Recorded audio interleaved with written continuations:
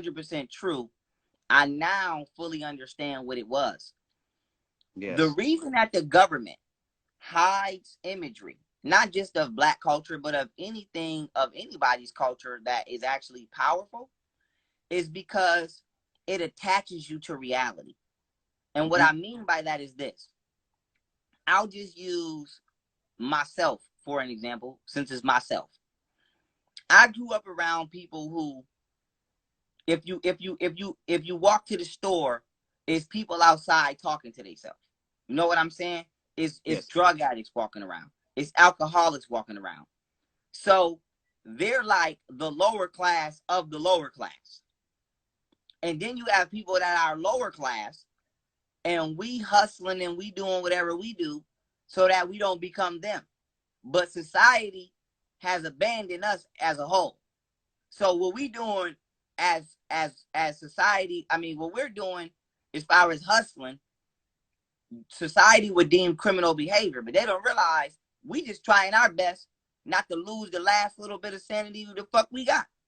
So Yes, sir. yeah, so most people feel like, oh, they selling drugs, but I look at it as, nigga, the kids gotta go to school, and we love our kids so much that some of us is willing to rob you, some of us is willing to sell you a nickel bag of weed, and some of us is willing to strip because we want our children to be engaging in society, right?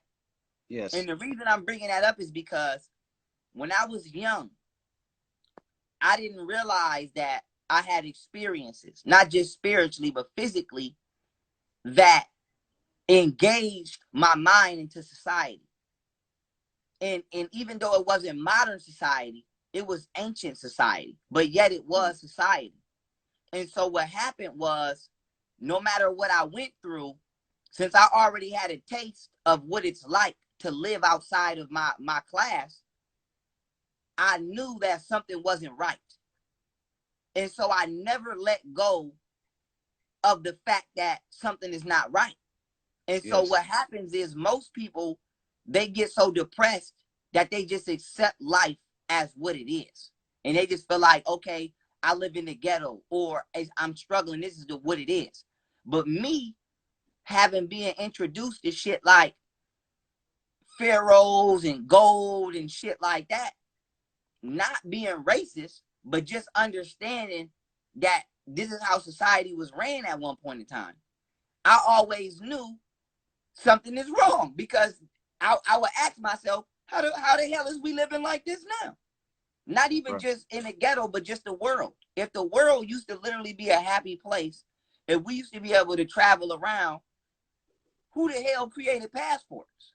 You know what I'm saying? Mm. If we used to be able to just get on our horse and just go where we want to go, who created a license? Who's creating all of these restrictions? And so what I realize now as an adult is, when I was exposed to culture at a young age, even though it was Black culture, I was exposed to a higher form of society. So it was hard for me to live in the society that I'm in now, looking at Yes. crackheads and looking at the shit I'm looking at, because I know this is not supposed to be like this. So it was a part of me that always wanted to know how we got here. And now Right. I realize that that's what that was, on top of soul searching. So that still to this day is the fuel in my tank. I just need to know why shit is, because if it's right, then I can accept it. But Yes. if it's wrong, I can't accept it. So my journey is really just making sure that what I accept is what I should accept. That's pretty much, my quest. If somebody says, Pharaoh, eat this, I don't care if you're trying to force it down my throat, or I don't care if you nicely presenting it to me, because there is no difference to me between a trustworthy person and an untrustworthy person, because I don't Mm. trust none one of you motherfuckers until I confirm, you know what I'm saying? Until I confirm what you want me to trust is good for me. I'm Yes, not sir. accepting it. I'm not accepting it from someone with a frown or a smile. I'm just not accepting it. So I'm with my, you. I agree. yes, yes, sir. And so my thing is now, I know that I don't care what people believe in, whether it's extraterrestrials or not. I know that there is entities on this planet, human or non-human. I don't give a fuck what you believe in. There is something on this planet that does not mean well for anything. Not just people, plants, bugs, air, water. It's something on this planet that does not like this planet. And you can come up with your own reasons. I don't really care. But what we do know is that chemtrails are not an accident. They're not. Let's just be real clear about that. Pollution, electroradiation, shit, this shit is not an accident. So we have to ask ourselves, for one, who wants to kill everything? It's not about just who's trying to literally kill the planet. Who's trying to do that? And then for two, we have to ask ourselves, who the fuck is intelligent enough to do that? And when you ask yourself them questions, you realize this is not a worldly intelligence we're dealing with. Because people of this world don't conceive. For example, right? How did people learn how to build a nuclear bomb? Somebody gave them information. Yeah, that's just not nobody questions that because nobody understands nuclear physics. Right. So well, that's the reason why they don't want us to understand nuclear physics. Right. Because then we would realize how the fuck it really came into being. Thank you very much. Thank you very much. And that's the point I'm trying to make. It's like, yes, wait a minute. I get your points. Yeah, like trust me.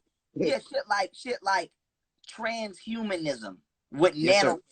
Who the fuck thought of that? Like, let's take some nanotechnology. Somebody who was non-human. That's who fucking thought of it. And this is what I'm trying to get people to see. And so my main thing is, I don't have to tell you what the truth is. If you genuinely start to question the shit you're supposed to question, it's no way in hell, if you don't come to the same conclusion as us, you're not in the area. You should at least, if me and him is upstairs, you should at least be in the driveway. You ain't got to be in the house, but you should have arrived at the right address. You know what I'm saying? Yes, sir. You might not have entered the home, but you should be in the driveway.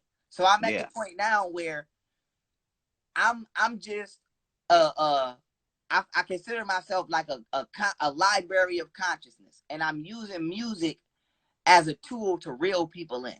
And it's not that I don't love music. I love music, but I want everything that I do to be like an octopus. And then, my teaching is the head.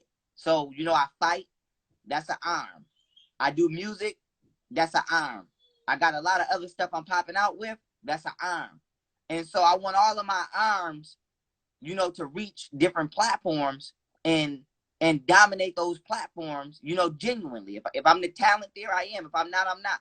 But if I can become a high prospect and talent in any avenue I go to, then as I pique people's interest, by default, when you look into me, you'll come into the knowledge. And so, that's what I'm looking to do with my music, is to just basically get people to say, I like this guy because his music doesn't make me feel like I'm less than because I don't have a Lamborghini.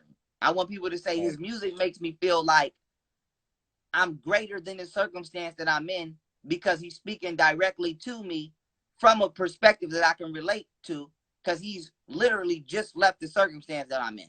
So, what I want to do with I wouldn't care if I won the lotto and I won the Mega Millions. I would still make music that is psychologically relatable, because that's how I grew. I didn't grow up rich. So why would I, if I win the lotto tomorrow, why would I start?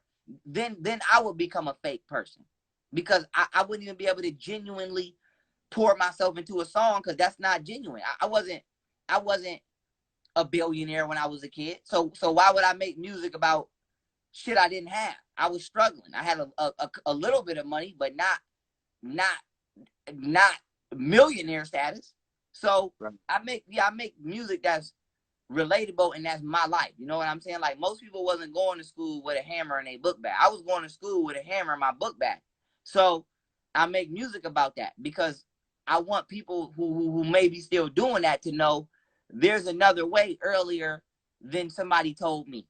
And that's just what it is, man. Sometimes it's like we ask ourselves, why don't we do better?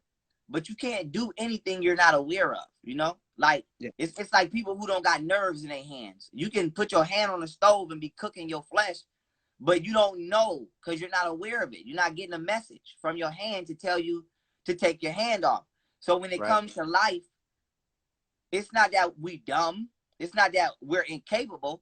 Nobody's coming to us individually and saying, hey, tweak that, you know, shift that a little bit and fly. Nobody's doing that. So my main thing is, yeah, so I want to do that. And I want to do that all throughout my career, no matter how successful I become, because it'll be even more inspiration to people who not only never knew they could, but people who don't even believe in themselves to believe they could. So this is why, you know, as I end my answer here,